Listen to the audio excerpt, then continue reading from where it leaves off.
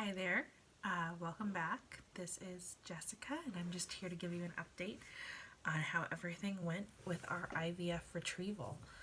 To start off with, clearly, I think it's pretty obvious I'm doing pretty well. We'll go ahead and start from looking down, so I'm looking at my notes.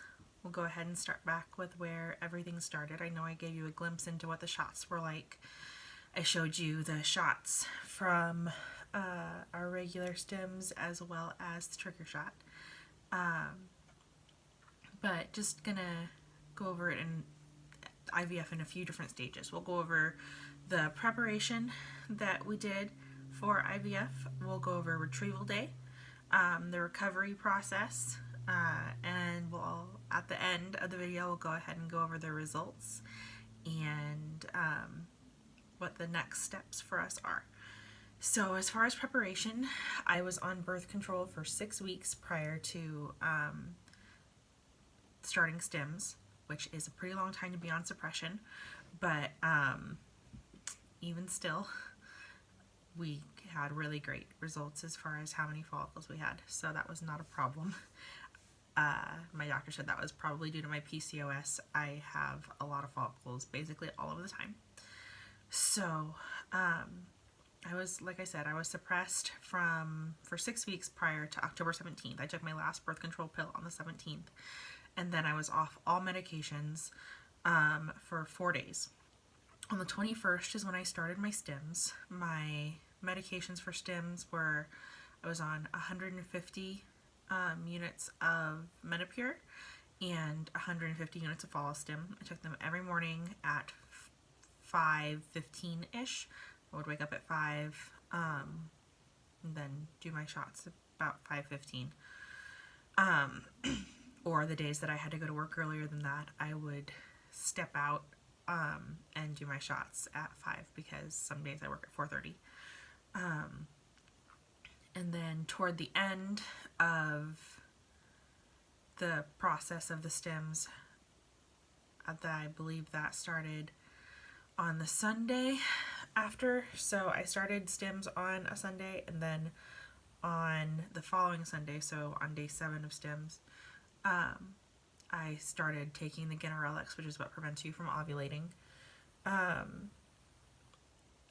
also I used the Lupron trigger shot, not an HCG trigger shot, because I had a pretty high risk of OHSS, that's ovarian hyperstimulation syndrome, and my doctor was terrified that I was going to end up with OHSS, so she wanted to make sure that she did everything in her power to keep me as healthy as possible. And by using a Lupron trigger shot, it doesn't extend any of the side effects of OHSS and makes it less likely that you'll have it in the first place. As far as other preparations, I went in for blood testing and ultrasounds a total of 4 times. I had my baseline on the 17th. At the baseline, they counted about 30 follicles. So even though I'd been on suppression for 6 weeks, I still had about 30 antral follicles that were chilling, waiting to grow. On the 26th, I went in, so that was about 5 days into doing stims, and at that point, they did another blood test to check my estrogen and progesterone, and they also did an ultrasound. She said things were looking good, but she didn't give me a number of follicles at that time. I wasn't too terribly worried. She said there were plenty. On the 29th, I went in again for measuring the follicles. Oh, on the 26th, I'm sorry, she said that I had a good number of follicles, but they were still fairly small at that point. She said it was probably because I'd been on the suppression for so long. So at that point, they were all only between 9 and 10 millimeters. By the 29th, let's see, by the 29th, I went back for another set of blood tests and ultrasounds. At that point, they said I had about 58, 58 follicles on the 29th. So yeah, there were 58 follicles, and they were still needing to grow a little bit. They were around 13 to 14 millimeters at that time. So she had me go ahead and continue medications. I stayed on the 150 units of follistim, but she did have me cut back on the Menopur because she didn't want me growing more follicles. She just wanted the ones I had to grow bigger. And so she cut me back to 75 units of the Menopur, and then continue the Ganirelix, which I did. And then by the 31st, when I went in, all of my follicles, she said that I had somewhere between 30 and 40 that looked like they were the proper size. And I was ready to do the trigger that night. So I got to stop shots. I did the trigger. I took one, because the Lupron trigger shot, I don't know how the HCG one works, but I do know that the Lupron trigger shot, there's 2 shots. I took one shot at 7:30 p.m. that night, and then I also took one shot at 3:30 a.m. that following morning. So I slept for a little bit and then took another shot at 3:30 a.m. And then I had a morning off of shots, and I got to go in for retrieval day. Retrieval day went pretty smoothly overall. I went in, they did some prep. My husband was back there with me. They just kind of told me how everything was going to go and what the process was going to be, that there'd be an anesthesiologist come in and put me out, and during that time she would go in and remove all of the eggs and that she was able to, and make sure to get all of the fluid out. So I don't remember a whole lot about what happened at the doctor's office. Mostly I just remember instructions on how to take care of myself, because like I said, they were very worried I was going to wind up having ovarian hyperstimulation syndrome. So a lot of what I remember was focused around how to handle the situation of having ovarian hyperstimulation syndrome. So they put me under the anesthesia. They did a hand IV, which I totally hate. I think the bruise is finally... Oh, no, you can kind of see it. There's still a little bit of a bruise there. I always blow veins when they do IVs in my hand. I don't know what the deal is. But they went ahead, did that. I was out. I woke up. They said they got 44 eggs.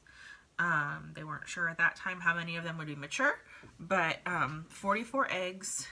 We made a plan that if there were too many mature eggs, they would go ahead and freeze them. And like I said, my doctor said to expect to have OHSS because I had way more follicles than people typically have. And they said that they would go ahead and call me the next day with an update on how many of the eggs were mature and what the fertilization reports were. That day I went home and rested, and that's pretty much about it. I didn't do very much else that day. I slept on the couch a lot. My sister-in-law came over and hung out with me. And that was really nice. It was really nice to feel the support from my family. I was kind of sore. Oh my goodness, my dogs are freaking out. Sorry about that. I don't know if you can hear it. I was kind of sore and in a little bit of pain, but they gave me Percocet if I needed it. I tried to not use it. I only had to use it probably 2 or 3 times throughout the entire recovery. And they also gave me a drug called cabergoline. I'm not sure if I'm pronouncing that right, but I was supposed to take it every night. And taking it was supposed to help prevent OHSS or make me get over it faster. So I took that every night. They warned me that it would make me have very vivid dreams, and it definitely did. I don't remember all of them, but I do remember thinking they were real to the point that I didn't know if it was something that had happened, and I'd have to check with my husband in the morning. It was kind of crazy. But yeah, I was a little bit sore. I had some spotting. They said that was normal, and I just felt really heavy in my lower abdomen area, pretty bloated.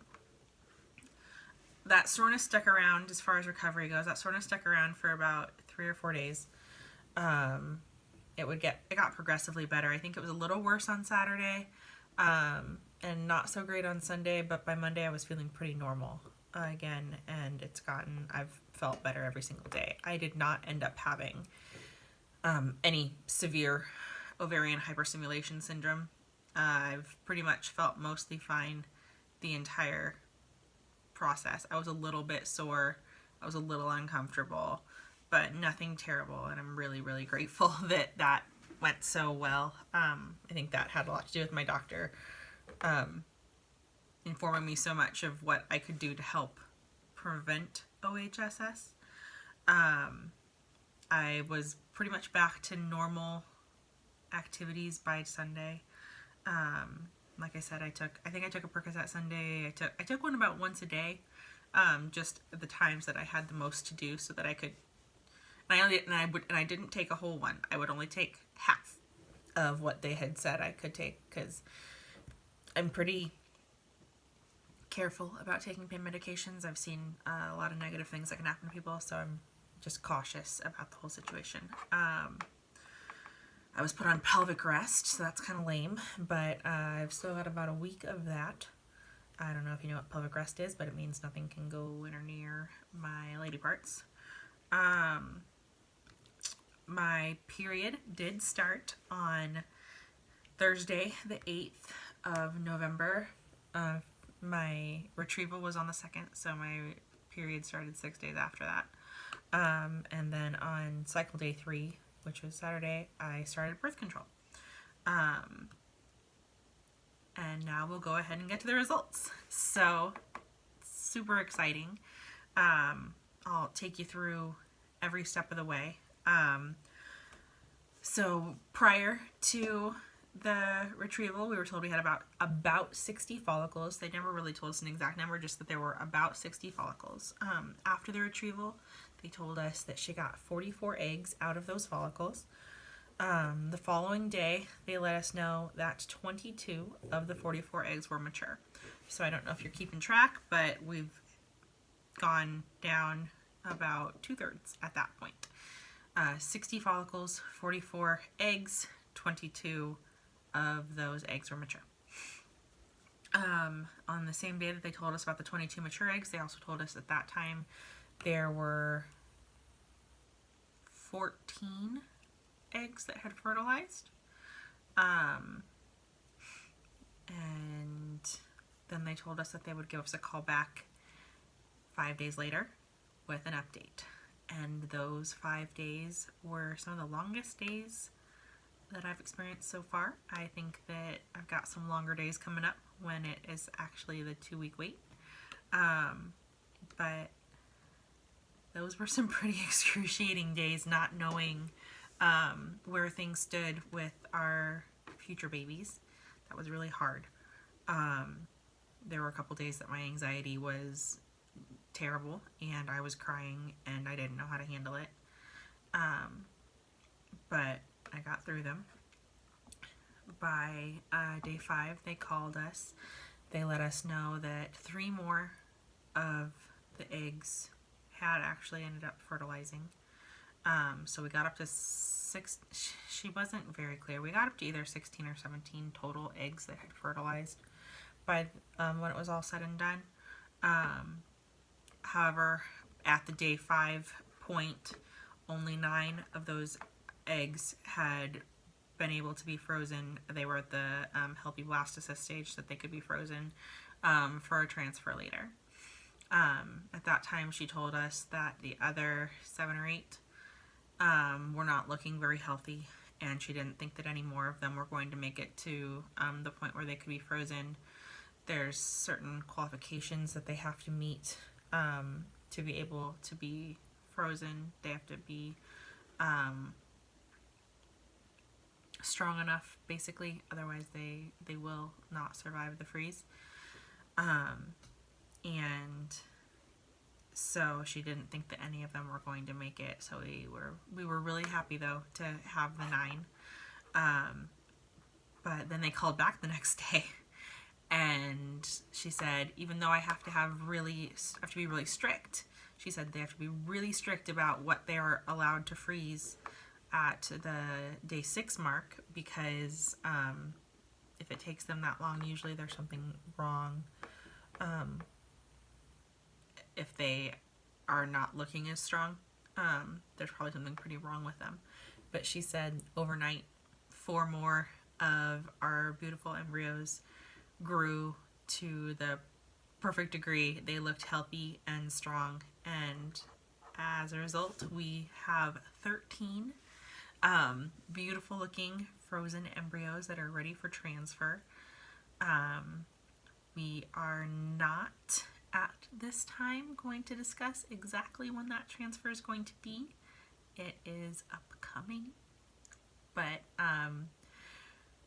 a whole lot of this process has been a lot of the joy that you get to experience in like surprising your family with the fact that you're pregnant has been taken away, because so much of the process of becoming pregnant has become really clinical for us, and it had always been a dream of ours prior to having kids that we would get to do some really cool surprises for our family. And so because of that, we've chosen to keep our exact transfer date and the plan a secret, and we'll let you know when we're ready. Where we're at, it also is going to take some of the pressure off, because people won't be constantly asking if the transfer worked when it does happen. There's a lot of emotions that go into wanting that transfer to work, and if it works, that's really exciting and wonderful, and we can tell everybody. And if it doesn't work, it'll be easier for us to take the time that we need to grieve that without having a barrage of questions of if we're pregnant and if it worked or not. So that's the decision that we've made at this time. Things could change. Maybe we'll get into the PIO shots or something like that, and I'll just need to talk to somebody about it. But for now, that's where we stand. We have 13 beautiful embryos. We're hoping that it doesn't take 13 transfers to make our family. If it does, we have everything we need. If it doesn't, we've already thoroughly discussed that we will be having our embryos go up for adoption. That is our plan. We believe that they deserve a chance at life, even if that life isn't within our immediate family. There is a family out there who will love them so much, and we can't think of a better way to bless somebody than to let them have the chance at the family that we are hoping we get to have here soon too. So that's where we're at with everything. God has blessed us immensely. I know that I was all pretty worried beforehand, but I am just so grateful to be where we're at right now. I know that there's still a lot ahead of us. There's still a long road. There's going to be birth control, which is a mess in and of itself. There's going to be a few weeks of shots, intramuscular shots instead of subcutaneous. Not looking forward to that. I'm sure there's going to be even more changes with my body. As far as side effects goes, I've got some really weird skin stuff going on right now. I don't know if you can see it, but I have like this really strange texture all over my skin that has shown up ever since coming off the hormones, so I'm not sure what that's related to, or if it's related to one of the medications that I was on after the retrieval, but that's been a mess and not too fun. Probably my most annoying side effect actually is just my whole face has this weird rash or bumps stuff. I don't know. It's really weird.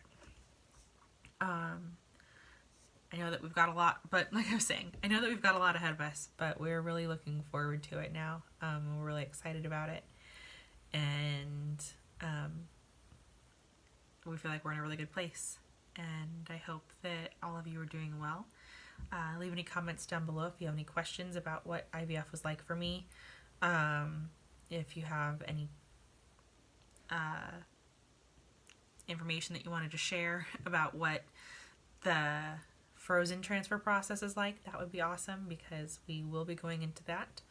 And I'd love to know more about all of it. I've seen a calendar, so I do know as far as the shots go, like what to expect as far as that. But side effects, any tips you might have to make the intramuscular shots less painful would be really great. But I look forward to sharing with you when the results of our frozen transfer when we get there, and I'll give you an update on that as well. For now, I suppose I'll see ya when it is time, and hopefully when we're pregnant. Have a great day, and thanks for watching.